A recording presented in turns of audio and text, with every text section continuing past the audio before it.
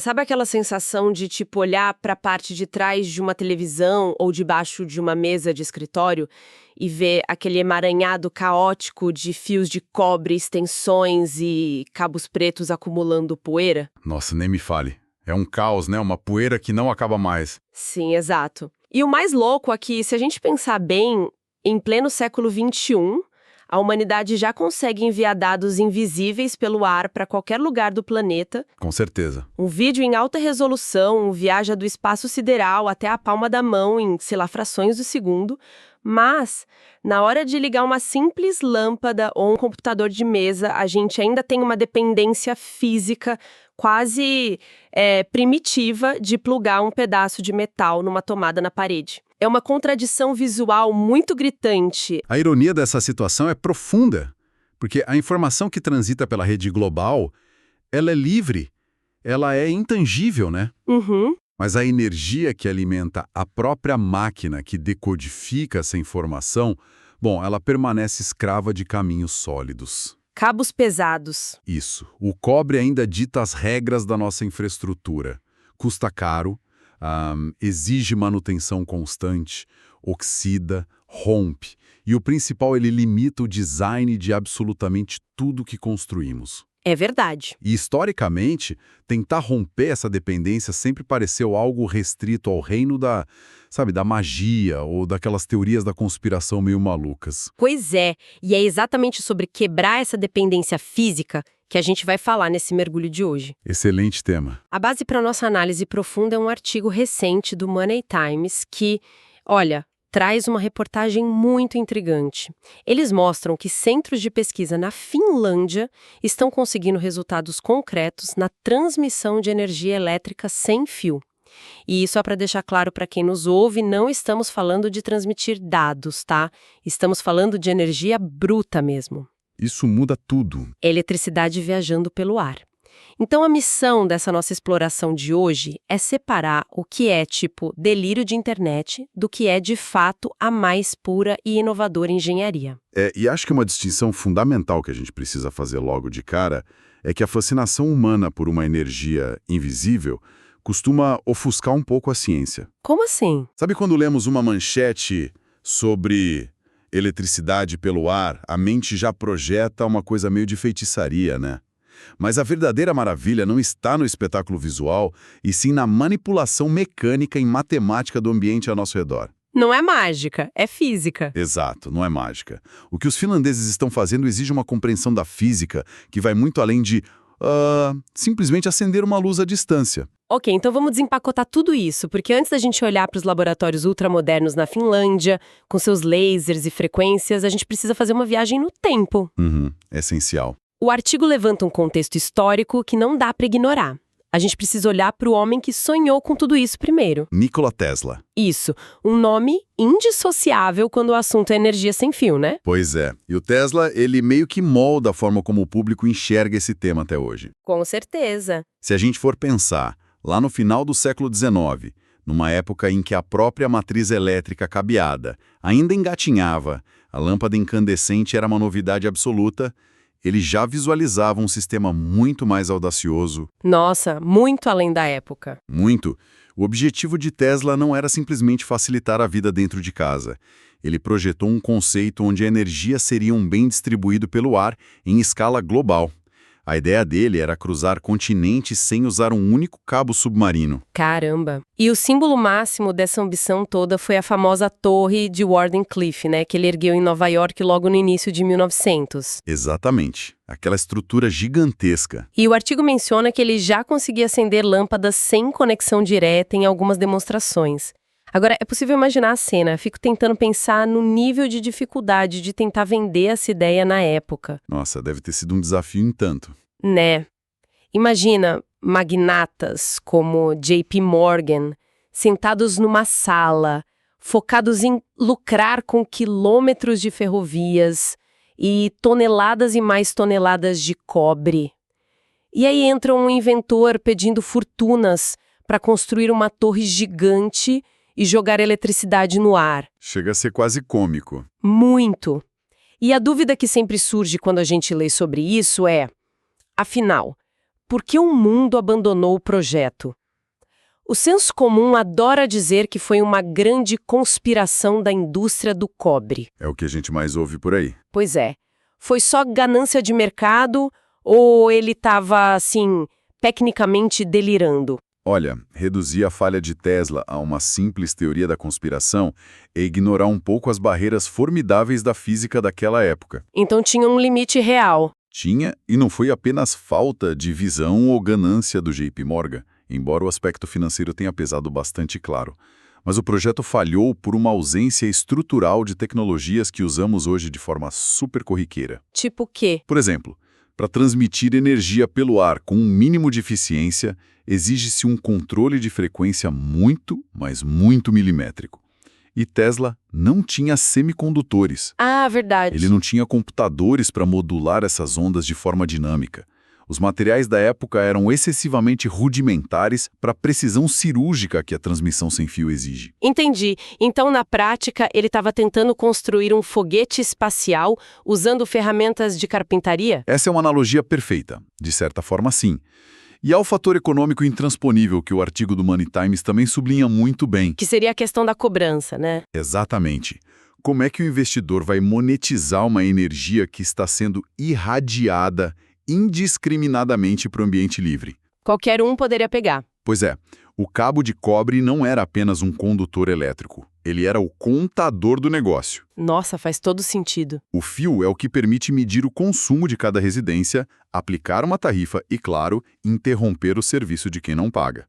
A visão de Tesla era conceitualmente genial, mas o mundo real exigia pragmatismo. A tecnologia não conseguia conter a energia e o modelo de negócios não conseguia cobrar por ela. Fazendo a ponte com o presente, isso levanta um questionamento que é inevitável. Diga. Se o abismo entre o sonho e a realidade lá no tempo de Tesla era a falta de materiais precisos e de semicondutores, coisas que hoje sobram, o que acontece agora? Esse é o ponto-chave. Porque mais de um século depois, quando centros de pesquisa ultramodernos na Finlândia resolvem testar essa mesma ideia na prática usando a tecnologia de hoje, bom, qual é o resultado? O resultado, de maneira muito prática, é que a utopia romântica global dá lugar a uma engenharia totalmente cirúrgica. Como assim, cirúrgica? As instituições citadas pela matéria, como o VTT, que é o Centro de Pesquisa Técnica da Finlândia, além de grupos da Universidade de Helsinki, eles simplesmente abandonaram aquela ideia de torres gigantescas soltando raios para todos os lados. Ah, acabou aquela estética sci-fi antiga. Acabou. O foco agora são métodos físicos altamente controlados e muito, muito confinados. E é aqui que a coisa fica realmente interessante, porque o texto cita um fenômeno específico chamado de acoplamento eletromagnético ressonante. Nome complicado, né? Bastante. E tentando visualizar como isso funciona, me veio à mente aquela imagem super clássica dos cantores de ópera. Sei bem qual é. Sabe? Um tenor atinge uma nota musical bem específica, e aí a taça de vidro do outro lado da sala simplesmente se estilhaça. Isso acontece porque a voz atinge exatamente a frequência natural de ressonância daquele vidro em particular. A energia viaja pelo ar na forma de som, né? Se acumula no vidro até ele quebrar. O acoplamento eletromagnético segue essa mesma lógica, só que trocando som por eletromagnetismo. A mecânica básica lembra muito essa situação da taça, sim, mas tem uma diferença vital que muda tudo. Qual? O cantor de ópera, ele emite o som em todas as direções da sala. A energia dele se espalha pelo ambiente inteiro. É verdade. Isso é um tremendo desperdício do ponto de vista energético.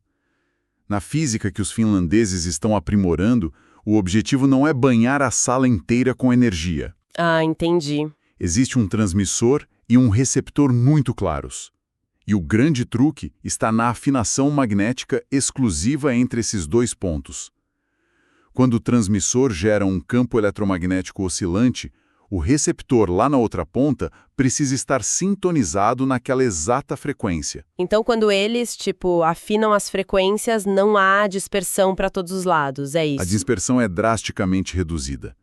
Em vez de irradiar a força em um círculo aberto, a ressonância cria algo bem parecido com um túnel invisível entre os aparelhos. Que fascinante. O receptor capta essa energia oscilante que está vibrando na mesma nota, por assim dizer, e a converte de volta em eletricidade utilizável. E o detalhe brilhante é que o campo magnético ignora completamente os outros objetos ao redor que não estejam sintonizados naquela frequência específica. Deixa eu pensar alto aqui um pouco. Porque, sabe, quando a gente fala em transmissor, receptor e ausência de fios, a primeira coisa que vem à cabeça de quem nos ouve, eu imagino, é o carregador de celular moderno. Com certeza. Aquele disco que a gente deixa na mesa de cabeceira. Se os finlandeses estão só construindo um carregador de celular gigante, isso não seria apenas uma evolução incremental de algo que a gente já tem na prateleira das lojas? Olha, aí é que está o erro de interpretação mais comum sobre esse tema. É mesmo? Sim, porque o carregamento de celular que a gente usa hoje utiliza um princípio muito mais primitivo, que é chamado de indução magnética simples. Mas ele não tem fio até o celular. Funciona sim, sem conectar o cabo no aparelho, mas exige uma proximidade extrema. O celular precisa estar fisicamente encostado na base, quase tocando a bobina. Ah, verdade. Se levantar 1 centímetro já para de carregar. Exatamente. O acoplamento ressonante que está sendo desenvolvido em Helsinki foi desenhado justamente para romper essa necessidade de contato. Entendi a diferença. Ele opera à distância, consegue transferir watts de potência através do espaço aéreo de uma sala. E tem mais. A pesquisa finlandesa vai muito além desse eletromagnetismo tradicional que a gente conhece. Pois é, e é aqui que eu preciso fazer uma pausa. Pode falar. Tem um trecho na fonte do Money Times que, sinceramente, soa quase falso na primeira leitura. Eu tive que reler. Eu imagino qual seja. O texto menciona que os pesquisadores estão usando ondas ultrassônicas para transmitir energia. Parece loucura. Peraí, a conta não tá fechando na minha cabeça, porque o ar livre é um isolante natural. Certo. É por isso que a gente não toma um choque fulminante ao caminhar debaixo de um poste de luz na calçada. Como é que uma onda sonora, um barulho de alta frequência, consegue mudar a física do ar a ponto dele virar um conduíte elétrico? É uma reação totalmente compreensível, porque aqui a gente está entrando no terreno da manipulação molecular fina. Nossa! O ar é, de fato, um isolante excelente. As moléculas dele estão muito dispersas para conduzir a eletricidade de forma livre. O que esses pesquisadores estão testando lá no VTT é o uso do ultrassom, que são ondas sonoras inaudíveis para nós, mas extremamente potentes, para criar zonas de pressão. Zonas de pressão no meio do ar. Isso. O som nada mais é do que a compressão mecânica das moléculas, certo? Ao disparar um feixe ultrassônico super focado, eles conseguem comprimir violentamente as moléculas de ar ao longo de uma linha reta e bem fininha. Eles literalmente espremem o ar até ele mudar de comportamento. Exato. É uma compressão extrema que altera de forma temporária a densidade e as propriedades daquele pequeno corredor de ar. Que loucura. É como se eles construíssem uma ponte invisível de moléculas hiperdensas no meio da sala. E a eletricidade sempre, invariavelmente, procura o caminho de menor resistência. Então ela vai pelo som. Vai por essa ponte. Ao criar esse corredor denso, eles conseguem disparar uma descarga elétrica curta e direcionada que viaja exclusivamente por esse canal sonoro, em vez de se espalhar perigosamente. Eles estão literalmente moldando a densidade do ambiente para forçar a energia a seguir um caminho desenhado pelo som. Olha, isso é uma das coisas mais impressionantes que a gente já discutiu por aqui. É brilhante. Usar som para esculpir um fio de ar denso. Mas, ao mesmo tempo, se isso tudo já está acontecendo agora, bate um choque de realidade. Sempre bate. Se a ciência consegue criar acoplamento ressonante e até esculpir o ar contra som, por que as nossas ruas e cidades continuam cheias de postes de concreto com aqueles cabos pretos pendurados? O que acontece quando essa tecnologia impecável de laboratório encontra a física caótica do nosso mundo real? O que acontece é um confronto bem brutal com as leis irrevogáveis da termodinâmica. A física estraga a festa.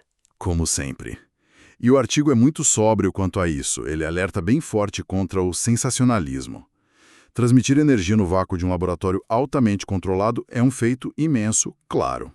Mas escalar isso para a sociedade esbarra em problemas gravíssimos de perda de carga. Entendi. A eficiência cai de forma drástica conforme os centímetros aumentam. Deixa eu ver se eu entendi esse gargalo usando um exemplo mais do dia a dia, então. A sensação que dá é que a energia se comporta como, tipo, a luz de uma lanterna.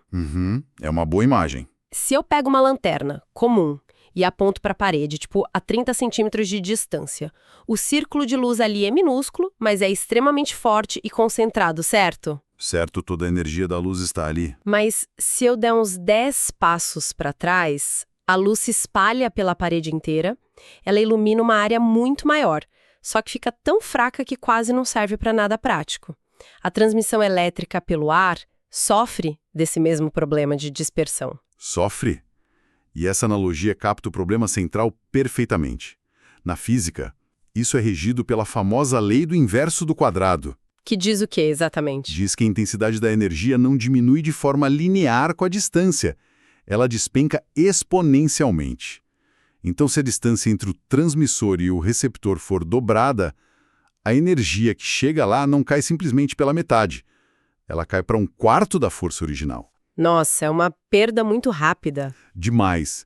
Então, para enviar potência suficiente para, girar o motor de uma geladeira a 5 metros de distância, você precisaria injetar uma quantidade inicial de energia absolutamente colossal. O que eu imagino que geraria um problema bem grave de segurança, não? Um problema sanitário e de engenharia enorme. Porque a energia, ela não some no meio do caminho, né? A parte que se perde se dissipa no ambiente. Vira calor. Vira calor na maioria das vezes. Então imagina ter um emissor jorrando megawatts numa sala de estar só para garantir que a televisão lá no fundo receba uma pequena fração disso. Iria fritar quem estivesse na sala. Literalmente banharia os habitantes da casa em campos eletromagnéticos fortíssimos. Seria como viver dentro de um forno de micro-ondas em baixa potência, sem falar no desperdício monumental na conta de luz.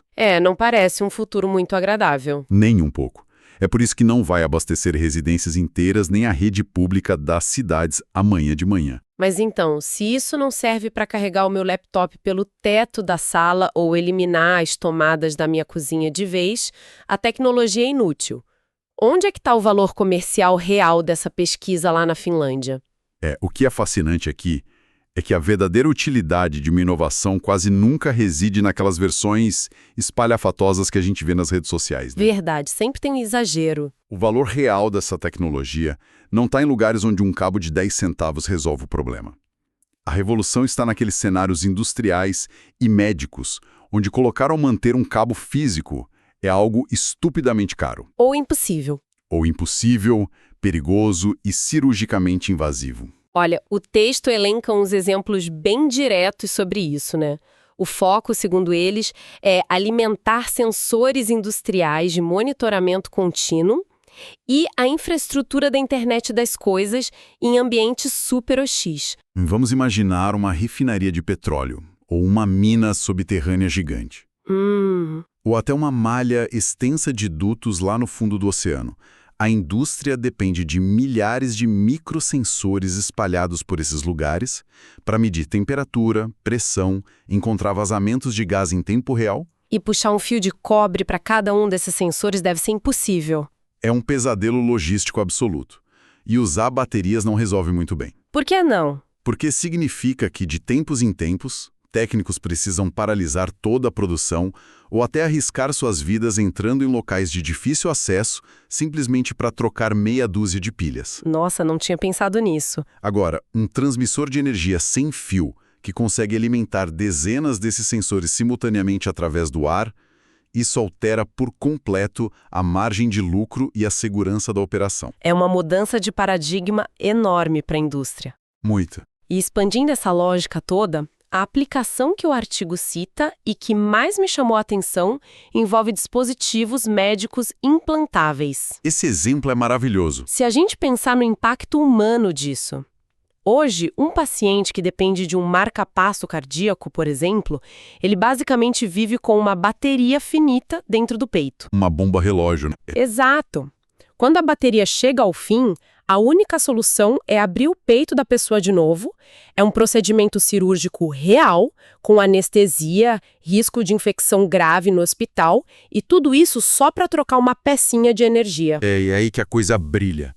Se aplicarmos esse acoplamento eletromagnético ressonante em pequena escala, esse quadro médico muda da água para o vinho. Como seria na prática? Um paciente poderia simplesmente deitar para dormir com um receptor externo próximo ao peito, na cama mesmo, e o marca-passo recarregaria sua bateria silenciosamente através do tecido humano. Sem precisar de cirurgia nenhuma. Zero intervenção física. Então veja, o que a tecnologia perdeu daquela utopia global lá do Tesla, ela recuperou de forma brilhante com uma precisão cirúrgica e industrial transformadora. Perfeito. E, bom, já que o nome Tesla acabou de voltar para a mesa, a gente precisa esclarecer uma confusão conceitual gigante apontada pelo artigo The Money Times. Sim, é fundamental tocar nesse ponto. Porque assim, sempre que a combinação das palavras Tesla e inovação energética aparecem nas manchetes de jornais, o cérebro das pessoas vai automaticamente para uma garagem na Califórnia, né? E não para um laboratório discreto na Finlândia. É um esclarecimento imperativo,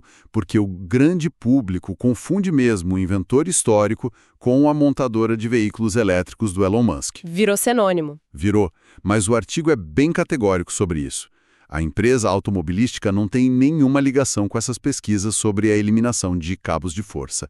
Chega a ser quase cômico se a gente pensar bem no modelo de negócio deles. Por quê? A montadora leva o nome do inventor que literalmente odiava fios.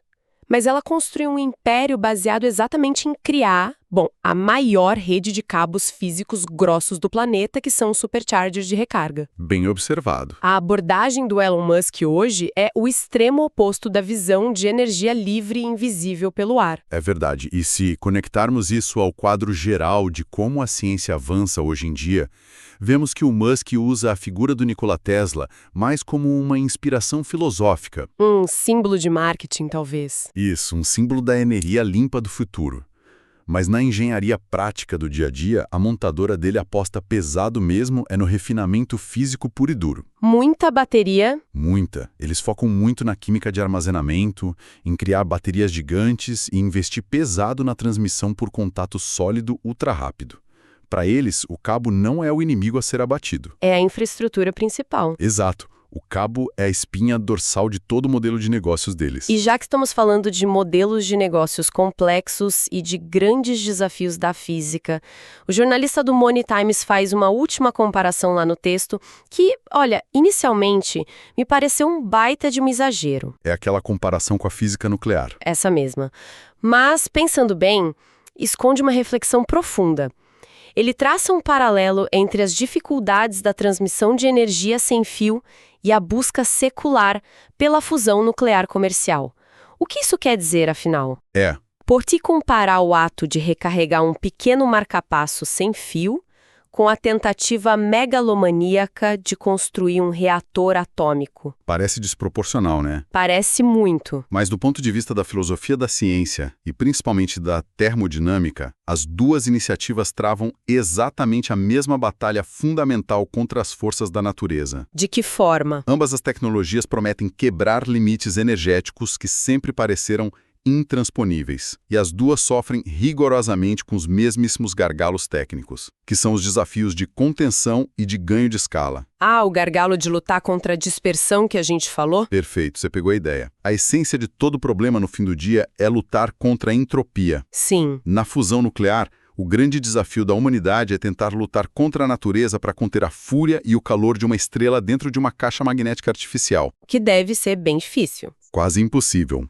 Se o cientista perde o controle do campo magnético por um microsegundo que seja, a reação morre ou acaba danificando o próprio reator. Certo.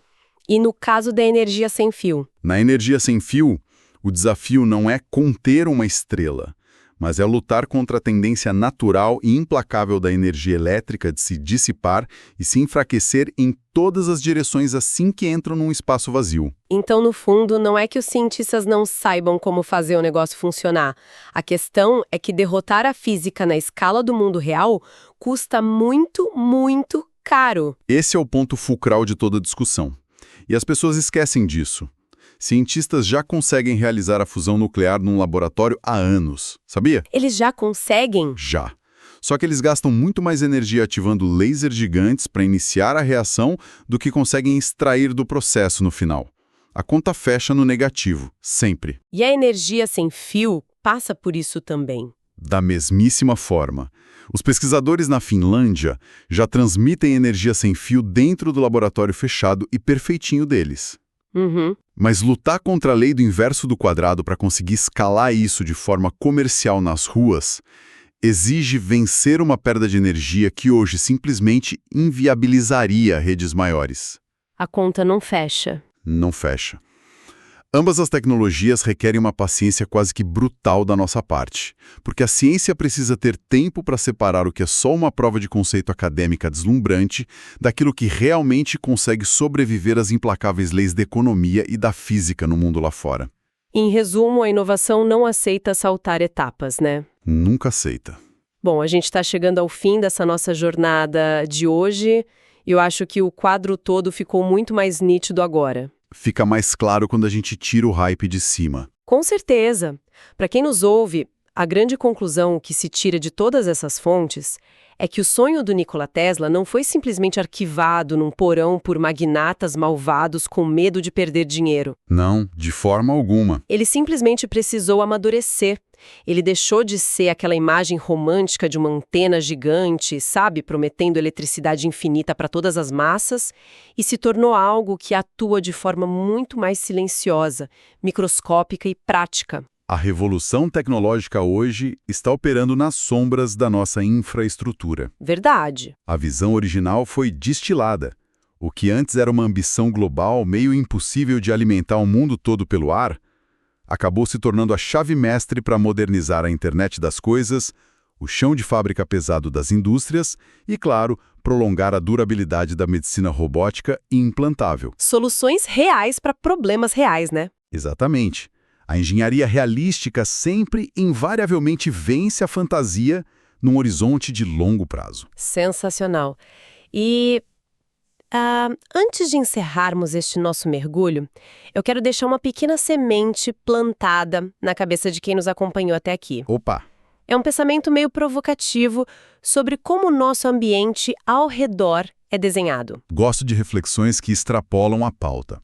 Onde você quer chegar? Vamos tentar pensar em todos os objetos que a gente toca ao longo do dia, ok? O nosso celular, aquele fone de ouvido sem fio, o relógio inteligente no pulso, o sensor de segurança da porta de casa e até os equipamentos críticos dentro de um hospital. Certo. Absolutamente todos esses objetos hoje têm o seu tamanho, o seu peso e o seu formato ditados por uma limitação de engenharia muito severa. Que é abrigar a bateria. Exato. A necessidade de esconder uma bateria química pesada de lítio lá dentro, ou de ter que reservar um baita de um espaço só para colocar a entrada de um cabo de força. É o que molda o design industrial. Sim.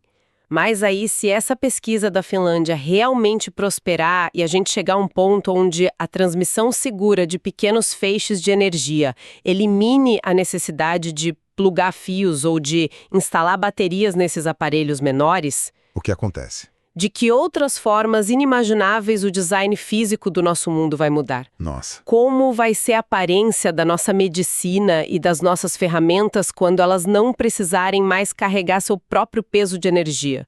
Quando a energia deixa de ser uma âncora material, qual será o novo formato estético e funcional da nossa realidade? Olha, é uma provocação excelente.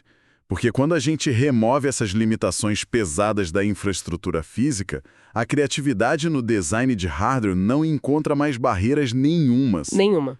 O invisível, como a gente viu nesse papo hoje, inevitavelmente acabará remodelando tudo que é visível ao nosso redor. É um excelente ponto final para essa nossa discussão.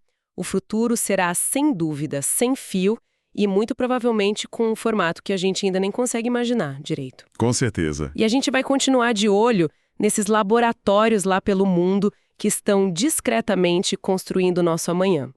Até o nosso próximo mergulho nos detalhes invisíveis da tecnologia e da ciência. Foi um prazer. Um abraço a todos e até a nossa próxima análise profunda.